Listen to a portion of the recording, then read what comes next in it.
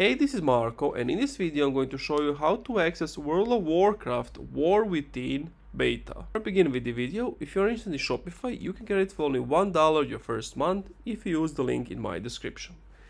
So what you need to do is go to Google and type in how to join War Within beta.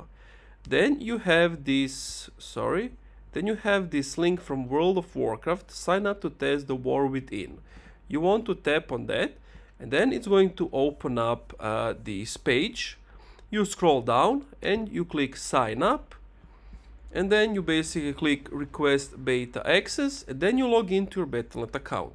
But before you do that, there is one thing that it's kind of concerning. I don't know, can you just request beta and get it?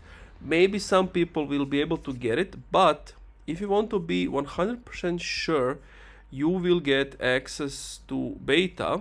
So if I go here, shop, and scroll down, you see that base edition, heroic edition, they all have different things, and you see this beta access to the War Within. So potentially, to guarantee that you get access to beta, you have to buy the Epic Edition.